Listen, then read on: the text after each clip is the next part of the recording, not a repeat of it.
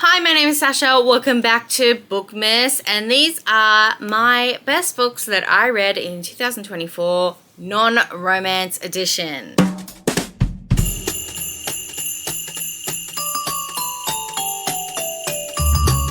And disclaimer, some of these might be romance, but they have romance aspects of them.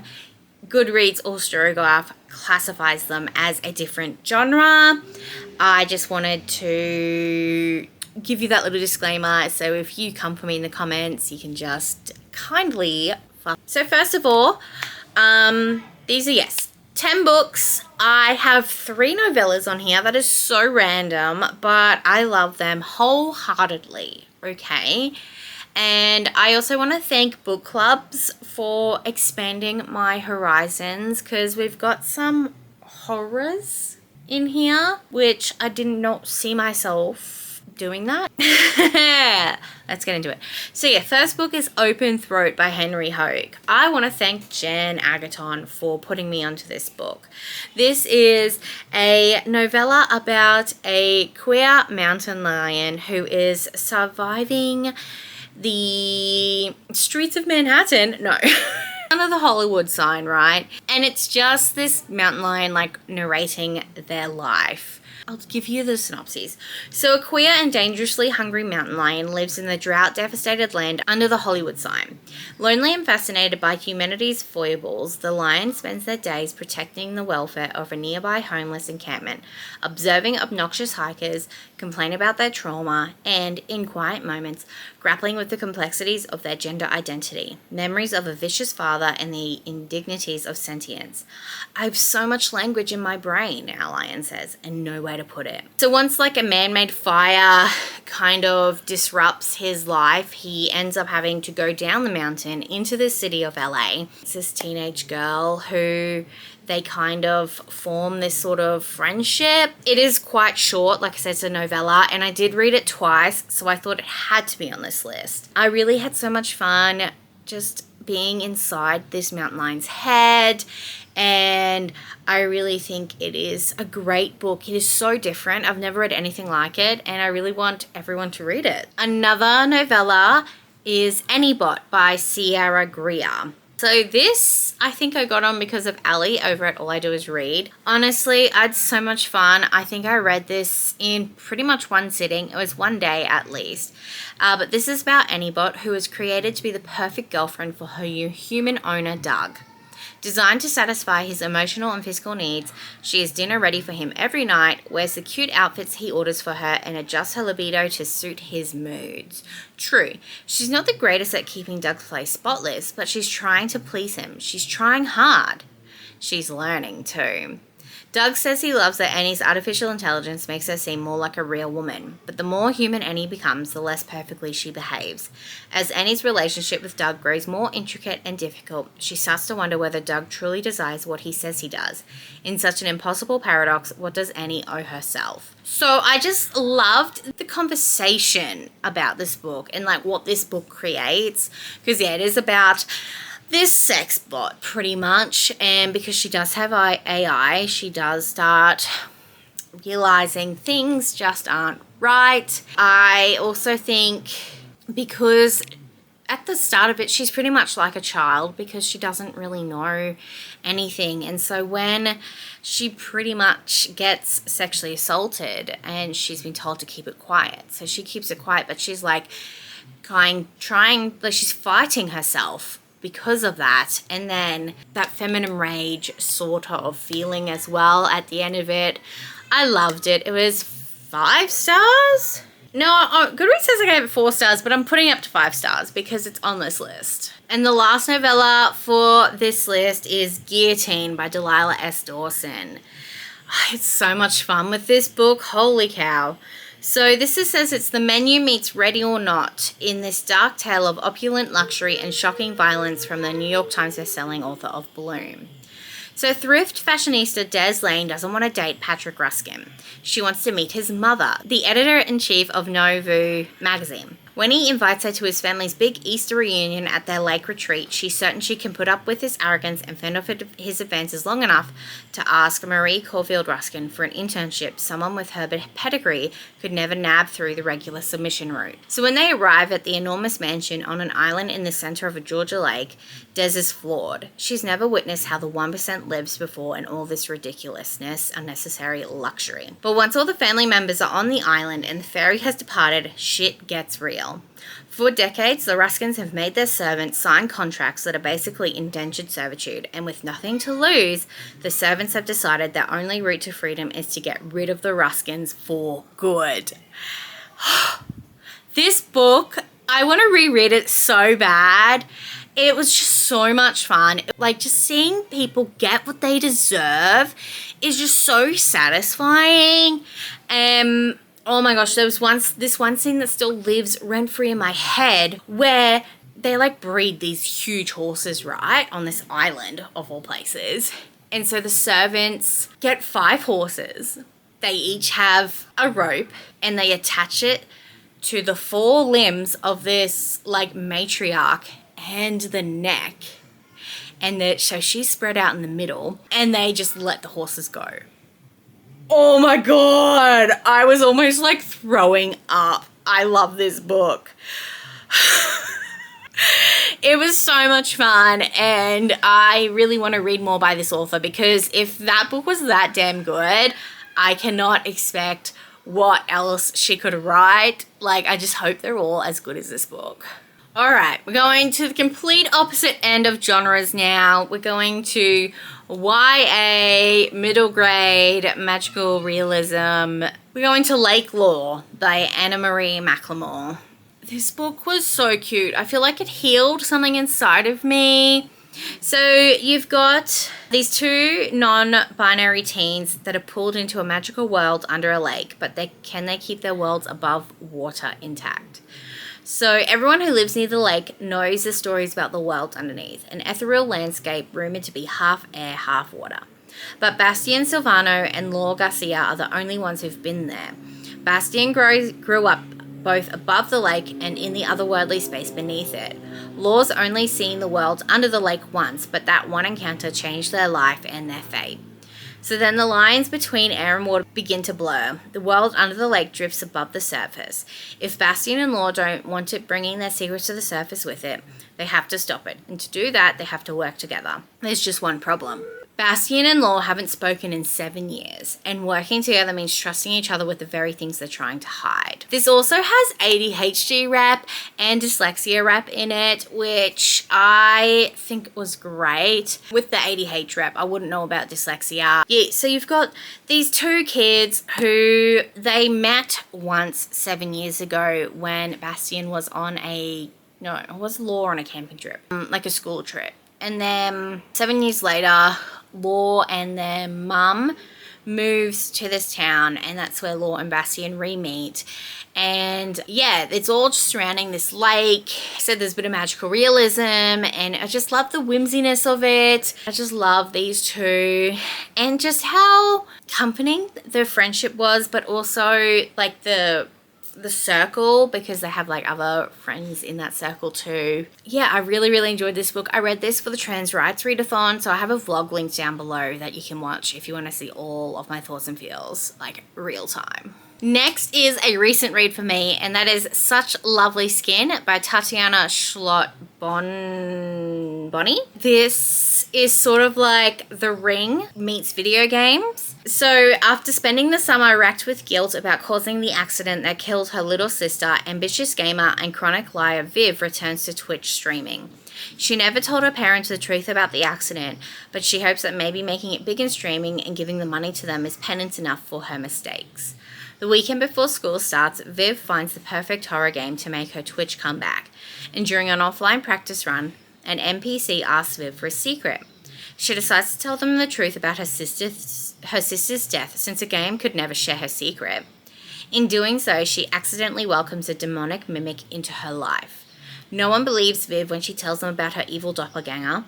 Viv has lied to get her best friend's sympathy and has spread rumors for attention, so why would anyone trust her now? The only person who believes her is Ash, a cute social outcast whom Viv once bullied. In trying to clear her name and kill the mimic, Viv discovers that her lies have hurt people who never deserved it, herself included.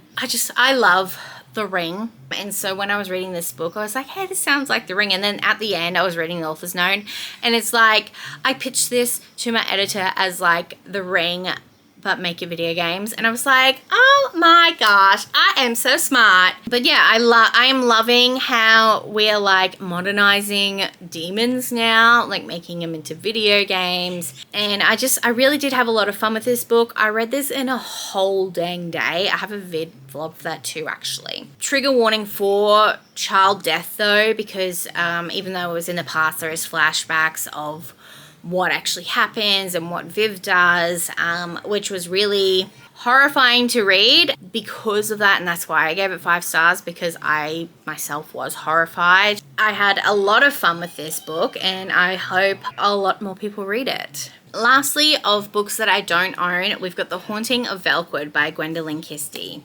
So thank you, Jen, for picking this as one of your book club books. I had COVID, or I think I was just recovering from COVID when I was reading this book, and I had a lot of fun. So this is a chilling novel about 3 childhood friends who miraculously survived the night everyone in their suburban neighborhood turned into ghosts. So I'm going to spoil WandaVision if you haven't watched that yet. But this book is this town is sort of like what Wanda does in WandaVision, where it's just this one, it's not even a town, it's this one street that is stuck in time, and it's kind of reliving the same day over and over again. And these girls got out of Dodge pretty much. So you got Talitha Velkwood, who has avoided anything to do with the tragedy that took her mother and 8-year-old sister, drifting from one job to another, never settling anywhere or with anyone. Feeling as trapped by her past as if she was still there in the small town she so desperately wanted to escape from. When a new researcher tracks her down and offers to pay her to come back to enter the vicinity, Talitha claims she's just doing it for the money. Of all the crackpot theories over the years, no one has discovered what happened the night Talitha, her estranged former best friend Brett, and Grace escaped their homes 20 years ago. Will she finally get the win? Answers she's been looking for all these years, or is this just another dead end? Maybe because I was in a fever dream of COVID, but I really enjoyed this book. It might have been slow and repetitive, but I really liked that. I think it really added to the what is going on sort of moments. And I really enjoyed the relationship between Talitha and Brett too, because it does touch on that like besties, growing up, realizing that you like each other. Like most girls have that one relationship from their childhood that was probably a bit closer than what normal best friends are. And these ones really took it further. I think they did become lovers. So yeah, I did enjoy that aspect of it. Oh yeah, they did end up becoming lovers, but because one was too scared to go that further step, they kind of broke apart. And now, yeah, 20 years later, they have come back together to come back to this town to find out what happened and to see if maybe they could break this curse. And yeah, I did have a lot of fun with it. And I think if you're into like the slower horror books, this is one that you should definitely pick up. Next, we have Iron Widow by Ziran J. Zhao. This book, I don't know why it took me so long to pick up, but I'm so glad that I finally did. This was 5 stars across the board. So you've got 18-year-old Zetian, who offers herself up to become a concubine pilot, and her plan is to assassinate the ace male pilot responsible for her sister's death. But on miraculously emerging from the cockpit unscathed after her first battle, she is declared an Iron Widow, the most feared pilot of all. Now that Zetian has had a taste of power, she sets her sights on bigger things. The time has come to stop more girls from being sacrificed. So I just loved how badass Zetian was, and how she's just slowly trying to fight the hierarchy from the inside, and I really enjoyed the relationships that she makes too, and I just had so much fun with this book. And the sequel is coming out. I think it's coming out tomorrow. Oh my gosh, I'm so excited. Anyway, I cannot wait to pick up the sequel and find out what has happened to my 3 babies. If you love books, if you love reading, pick this up, please. Next, we have The Scarlet Alchemist by Kylie Lee Baker. So if you are new around here, just know I love Kylie Lee Baker's works. She just writes so well, and the imagery is so clear in your mind. Now this one is a YA. It's not as horror as her Keeper of Night series. This is about Zealand, who dreams of becoming a royal alchemist, escaping her impoverished village in southern China to make alchemical gold for the wealthy so they can stay young forever. But for now, she scrapes a living practicing an illegal form of alchemy, resurrecting the dead for a price.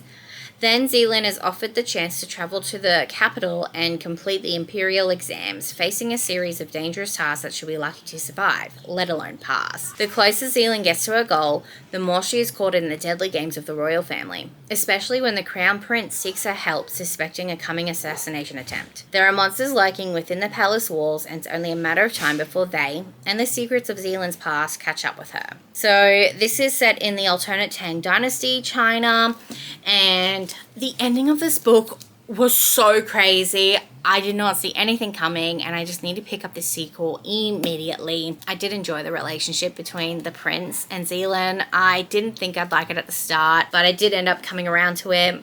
I didn't really like the cousins of this book, but yeah, there's things, I don't want to spoil it, but I really did enjoy this, and I had to put it on my favorites list. So the penultimate book on this list is These Shadows Become Her by Demi Clarissa. So this is more of a romantic fantasy. This is very dark. Reading it, you really do get more of the fantasy aspects, and then the romance is sort of the side plot. But I had so much fun with Mia and Idris, and let me tell you about the book. So in the bustling city of Alderdine, artistic prodigy Mia has long hoped to apprentice with a world-renowned artist. But when he crushes her dreams, despair drags her into a murky abyss of whiskey and men, with only her sister Carly as a light in the darkness. But when Mia stumbles across her sister's mutilated corpse, she is once again lost and untethered. All she knew crumbles around her with the gruesome sight, awakening a shadowy secret, one that could see her burn. Her first suspect is the man found standing over Carly's body, Idris Blackwood, a brooding vampire haunted by his own dark past, complicated by their one night of sizzling passion. That is, until he saves her from a creature's sharp claws. Bound by a common enemy, Mia and Idris entangle themselves not just in the mystery of the grisly murder, but in a love affair that the gods never weaved. Time is running out, and the creature's hunger grows. With each passing night, more lives are taken. Can Mia and Idris work together to save Alderdine before their undeniable desire for each other reveals that fate has bigger plans for this witch?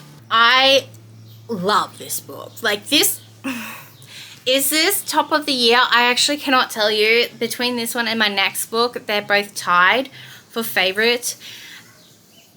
I don't think I can pick. So yeah, this does focus on Mia. Mia is very messy, and I love that. She's so messy. Her relationship with Idris, and then also there's another character, Win, that the author has told us that is become a sort of like white shoes moment later in the series. And then the ending of this book is so insane. I don't know how we're going to come back from it, but I'm very excited to read it when it does come out. But I love the world building. I love the world. I love the magic. I love pretty much everything about this book. So if you haven't yet, please go pick it up. And then last book on this list, I don't think is a surprise, is When the Moon Hatched by Sarah A. Parker. This book is so good. This is the Fairy Loot edition. I love it so much. I love those edges. This is a romantic fantasy. It's a fantasy, but you do have that romantic subplot. And I love the romance, don't get me wrong, but I love this world, and I love the dragons, and I just love the inner fight that our main character has. Let me just tell you a bit about this book. As an assassin for the rebellion, Rave's job is to complete orders and never get caught. When a rival bounty hunter shatters her world, Rave finds herself captured by the Guild of Nobles, a group of powerful fae. Crushed by the loss of his great love, dragon rider Khan Vega took the head of a king and donned his melted crown. Now on a tireless quest to quell the never-ebbing ache in his chest, a clue lures him into the capital's high-security prison where he stumbles upon the imprisoned Rave. Together they seek the truths that threaten to unravel everything they knew about the world and each other. Yeah, like I said, I love their relationship. I also love the world and everything about this book. So I really honestly cannot tell you which one is my favorite. They're gonna be tied. I'm so sorry if you wanted a winner takes all moment. It's not gonna happen here. You're not gonna see that on my channel. These two just hit different, you know? Okay, so that was the top 10 books that I read this year that weren't romance or contemporary romance. So let me know down below, what was your favorite non-romance book of the year? If you read any, I would love to know. And yeah, if you did get to the end of this video, pop a blue heart emoji for When the Moon Hatched. That's not saying that it's my favorite, okay? Just don't start it, okay? Don't start anything. If you want to like this video and subscribe, you can see more videos by me. I am doing bookmas, so you will see videos going up until the 25th of December Australian time. And if you want to be my friend, you can add me on Goodreads, Instagram, and Storygraph. It's just at @sashreads. I hope you have a wonderful, wonderful rest of your day. I'll see you tomorrow for another video. Bye!